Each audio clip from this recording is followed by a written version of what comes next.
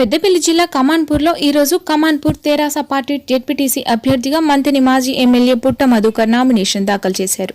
అనంతరం కమాన్పూర్ ప్రధాన చౌరస్తాలో టీఆర్ఎస్ పార్టీ కార్యకర్తలు, నాయకులు కమాన్పూర్ మండల ప్రజలను ఉద్దేశించి మాట్లాడారు.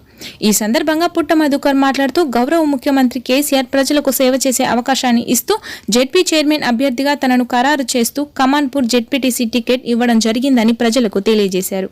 కారు గుర్తుకు ఓటు వేసి తనను మరోసారి దీవించి ప్రజలకు సేవ చేసే అవకాశాన్ని ఇవ్వాలని ప్రసంగించారు. ఈ కార్యక్రమంలో వారి వెంట మంత్రి, టీఆర్ఎస్ యువజన నాయకులు చంద్రపట్ల సునీల్ రెడ్డి, నాగినేని జగన్మోహన్ రావు, ముత్తారం ఎంపీటీసీ అభ్యర్థి రవీందర్రావు, తెరాస కార్యకర్తలు, పలువురు నాయకులు, ప్రజలు అధిక సంఖ్యలో పాల్గొన్నారు. అందరికీ కూడా నమస్సుమాంజలు తెలియజేస్తూ అన్ని విషయాలు అందరికీ తెలుసు. ఒకటే విషయం చెప్పదలుచుకున్నాం.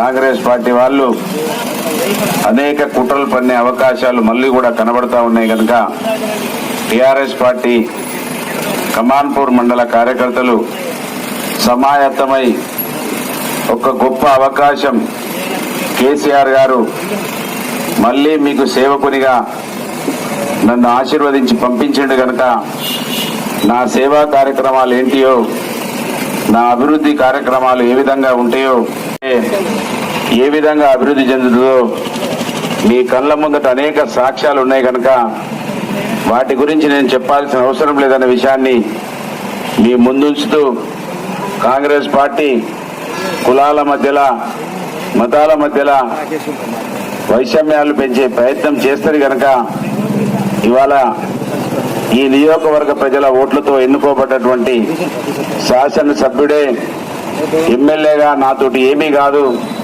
నేను ఏమీ చేయలేనని ఇప్పటికే పలు సందర్భాలలో పేపర్లలో, సోషల్ మీడియాలో మనం చూసినాం. మనం జిల్లా పరిషత్ చైర్మన్ గా ఉంటే ఇవాళ మనకి 2 ఎమ్మెల్యేలు ఉన్నారు, 1 ఎంపీ ఉంటాడు, 2 ఎమ్మెల్సీలు ఉన్నారు, 2 మంత్రులు ఉన్నారు. ఇంతమంది దగ్గర నుంచి మనం డబ్బు తీసుకొస్తే ఏ విధంగా మన ప్రాంతం అభివృద్ధి అవుతుందో ప్రజల ముందు ఉంచాల్సిన బాధ్యత టీఆర్ఎస్ పార్టీ కార్యకర్తలు తీసుకోవాలని, ఈ విధంగా ఇవే కాకుండా ఇవాళ మినరల్ డెవలప్మెంట్ ఫండ్ కేంద్ర ప్రభుత్వం జీవో ప్రకారంగా సింగరేణి ప్రాంతంలో ఉన్నటువంటి డబ్బు మన జిల్లాకే వస్తా ఉన్నది. ఆ డబ్బు ఇప్పటికే దాదాపు 500-600 కోట్లు ఉన్నది. ఇప్పటికే మన నియోజకవర్గానికి ఆ రోజు నేను శాసనసభ్యునిగా ఉన్నప్పుడు 200 కోట్ల రూపాయలు తీసుకొచ్చిన అవి వాళ్ళ గ్రామాలలో కొద్ది రోజుల తర్వాత పనులు మొదలైతే రోడ్డు కావచ్చు, చెక్ డ్యాములు కావచ్చు, మండల ప్రజలు అందరూ కూడా పెద్ద ఎత్తున ఓట్లలో పాల్గొని ఒకరోజు మీరు ఓటు వేసి 5 సంవత్సరాలు నన్ను సేవకునిగా వినియోగించుకోవాలని ఇక్కడ ప్రజలందరినీ కూడా వినయపూర్వకంగా విజ్ఞప్తి చేస్తా ఉన్నాను. మీరు ఒకరోజు ఓటు వేయండి, 5 సంవత్సరాలు మీకు సేవకునిగా పనిచేస్తా. నేను నాయకుడిని కాదు, రాకేష్ గారు చెప్పినారు, నేను మీలాగా కింద ఉండి ఉపన్యాసాలు విని నాయకులకు జిందాబాదులు కొట్టి ఇవాళ జెండాలు పట్టిన కార్యకర్తలు ఏ విధంగానైతే పట్టుకొని ఉన్నారో ఆ విధంగా జెండాలు పట్టుకొని జిందాబాదులు కొట్టి ఇవాళ ఈ స్థాయికి వచ్చినటువంటి బిడ్డను. కనుక మీ కార్యకర్తల కష్టాల గురించి, ఈ ప్రాంత అభివృద్ధి కోసం ఈ మండలం ఒక మోడల్ మండలంగా మంతని పట్టణాన్ని ఏ విధంగానైతే 5 సంవత్సరాలలో తీర్చిదిద్దినమో కమాన్పూర్ మండలాన్ని కూడా మంతిని పట్టణం కన్నా సుందరంగా తీర్చిదిద్ది చేసే బాధ్యత నాది అనే విషయాన్ని ఈ సందర్భంగా మీకు హామీ ఇస్తా ఉన్నాను. కమాన్పూర్ మండల ప్రజలు ఒక గొప్ప అవకాశం వచ్చింది. గౌరవ ముఖ్యమంత్రి కేసీఆర్ గారు మరొకసారి మనకు అవకాశం ఇచ్చిండు.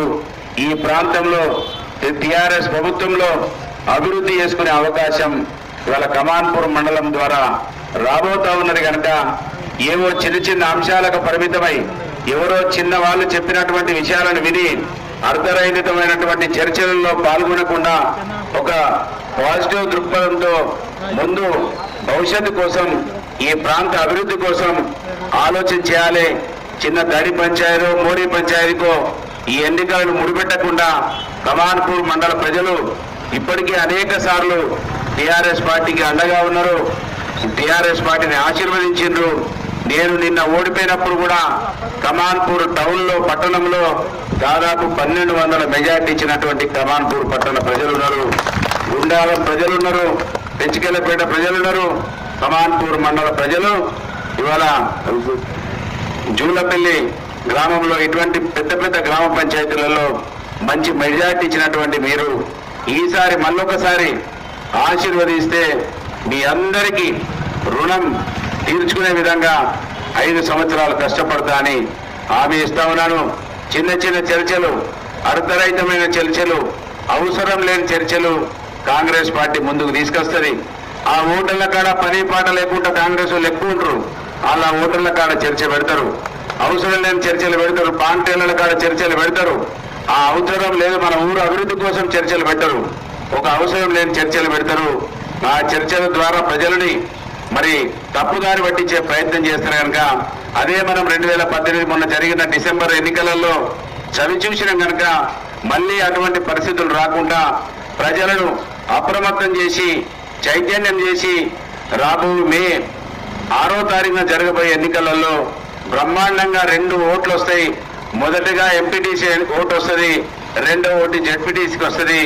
ఆ 2 ఓట్లను కూడా మనం వేరే ఆలోచించకుండా 2 ఓట్లు కారు గుర్తుకని చెప్పి 2 ఓట్లు టిఆర్ఎస్ పార్టీకి అని చెప్పి ఈసారి బ్యాలెట్ తోటి ఓట్లు ఉంటాయి కనుక ఆ పేపర్లలో మన ఓట్లు అందరి వేపించి పెద్ద మెజార్టీ కళ్ళు కట్టుకొని నిద్రపోకుండా కడుపు కట్టుకొని మీరందరూ కూడా పనిచేయాలని మళ్ళీ ఒకసారి చెప్తున్నా.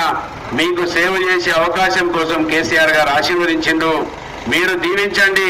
5 సంవత్సరాలు నాయకునిగా కాకుండా సేవకునిగా ఉంటానని మరొకసారి హామీ ఇస్తూ సెలవు తీసుకుంటా ఉన్నాను.